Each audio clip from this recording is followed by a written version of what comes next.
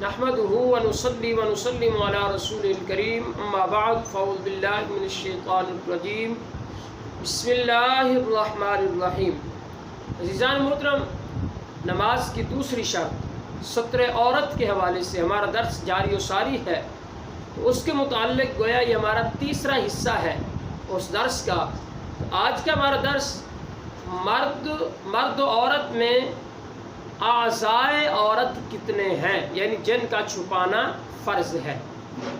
عزیزان محترم، مرد میں اعضائے عورت 9 ہیں، 8 جو ہیں علامہ ابراہیم حلبی، علامہ شامی اور علامہ طحاوی علیہم الرحمہ نے ان اعضاء کا ذکر کیا۔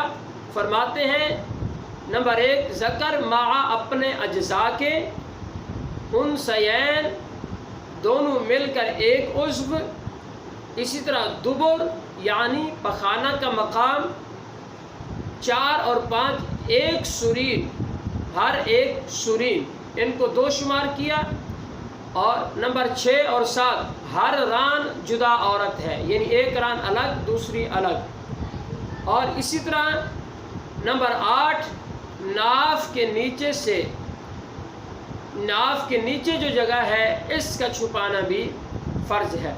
تو یہ 8 اعضاء ان حضرات نے ذکر کیا، لیکن حضور اعلیٰ حضرت الشاہ امام محمد رضا خان فاضل بریلوی علیہ رحمہ آپ فرماتے ہیں دبر اور انثیین کے درمیان جو جگہ ہے یہ بھی ایک الگ حصہ ہے، لہٰذا اس اعتبار سے دیکھا جائے تو مرد کے اندر اعضائے عورت 9 ہے جن کا چھپانا فرض ہے۔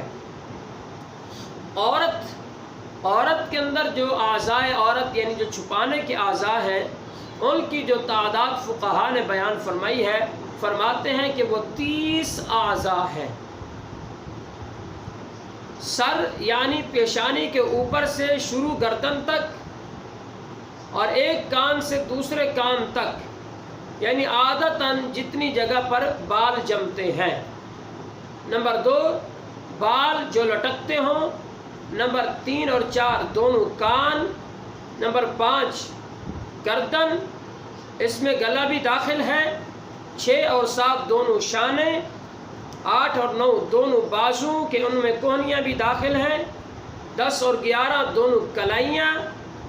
12 سینہ یعنی گلے کے جوڑ سے سینے تک، اور دونوں ہاتھوں کی پشت، اور اسی طرح دونوں پستانے، اور اسی طرح پیٹ یعنی سینے کی حد مذکور سے ناف کے کنارے تک۔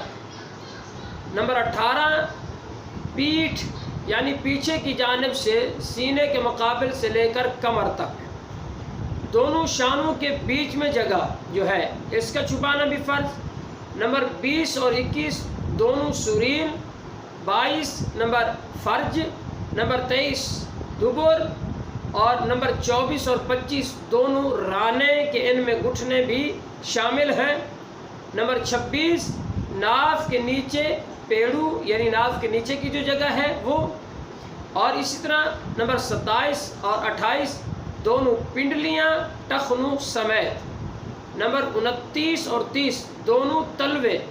فرماتے ہیں بعض علماء نے پشت دست اور تلووں کو بھی عورت میں داخل نہیں کیا۔ عزیزان محترم، یہ 30 اعضائے عورت ہیں جو کہ عورت میں ہیں جن کا چھپانا ضروری ہے۔ عورت کا چہرہ اگرچہ عورت نہیں مگر بوجہ فتنہ غیر محرم کے سامنے کھولنا منع ہے، یوں ہی اس کی طرف نظر کرنا غیر محرم کے لیے بھی جائز نہیں ہے۔ اگر کسی مرد کے پاس ستر کے لیے جائز کپڑا نہ ہو اور ریشمی کپڑا ہے تو فرض ہے کہ اسی سے ستر کرے اور اسی میں نماز پڑھے۔ البتہ اور کپڑا ہوتے ہوئے مرد کو ریشمی لباس پہننا، ریشمی کپڑا پہننا حرام ہے اور اس میں نماز مکروہ تحریمی ہے۔ کوئی شخص برہنہ اگر اپنا سارا جسم مع سر کے کسی ایک کپڑے میں چھپا کر نماز پڑھے تو نماز نہیں ہوگی، یعنی سر سے لے کر پاؤں تک ایک ہی کپڑے میں لپٹ جائے اور سر بھی اس میں چھپا ہوا ہو تو اس کی نماز نہیں ہوگی۔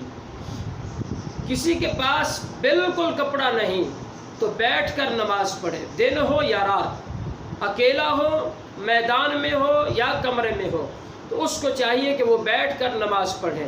اور ایسے کہ جب رکوع وغیرہ اور سجدے وغیرہ کی کیفیت ہے تو بہتر یہ ہے کہ وہ بھی اشارے کے ساتھ کرے، یہ افضل ہے۔ ایسا شخص برہنہ کہ نماز ادا کر رہا تھا تو کسی نے عاریتاً یعنی ادھار کے طور پر اس کو کپڑے دے دیے، یا اس کے لیے کپڑے اس نے جائز کر دی کہ یہ تو پہن کر نماز پڑھ سکتا ہے، تو فرمایا اب اس شخص کی نماز جاتی رہے گی، اب وہ نماز کو توڑ کر جو ہے وہ لباس پہنے گا، کپڑے پہنے گا، اس کے بعد دوبارہ نئے سرے سے وہ اپنی نماز کو ادا کرے گا۔ اگر کپڑا دینے کا وعدہ کسی نے کیا ہے تو نماز کے آخری وقت تک انتظار کرے، اگر وہ بالفرض نہیں آتا تو پھر برہنہ ہی وہ نماز ادا کر لے۔ اسی طرح اگر دوسرے شخص کے پاس کپڑا موجود ہے اور غالب گمان ہے کہ میں اس سے مانگوں گا تو یہ مجھے دے دے گا، تو فرمایا اس صورت میں مانگنا واجب ہے۔ اسی طرح فرمایا کہ چند اشخاص جمع ہیں، چند لوگ جمع ہیں اور ان میں سے کسی کے پاس بھی لباس نہیں ہے، اب وہ نماز ادا کرنا چاہتے ہیں تو فقہا فرماتے ہیں کہ وہ الگ الگ جگہ پر دور دور بیٹھ کر وہ نماز ادا کریں گے، ایک ساتھ بیٹھ کر نہیں۔ اگر بالفرض وہ جماعت کروانا چاہتے ہیں تو پھر جو امامت کرائے گا وہ شخص آگے کھڑا نہیں ہوگا بلکہ انہی کی صف کے اندر کھڑا ہوگا، صف کے درمیان کھڑے ہو کر ان کی وہ امامت کروائے گا۔ اور فرمایا اگر پورے 70 کے لیے کپڑا نہیں، صرف اتنا کپڑا ہے کہ اعضاء کا ستر ہو سکتا ہے، یعنی وہ اعضاء جن کا چھپانا ضروری ہے، تو فرمایا پھر اس کے لیے لازمی ہے کہ وہ اس سے وہی حصہ چھپائے۔ ہاں اگر کسی کے پاس صرف اتنا کپڑا ہے کہ سارے اعضاء تو نہیں چھپا سکتا، کچھ حصہ چھپا سکتا ہے، تو فرمایا پھر وہ کچھ حصہ جتنا چھپا سکتا ہے اتنا ہی چھپائے۔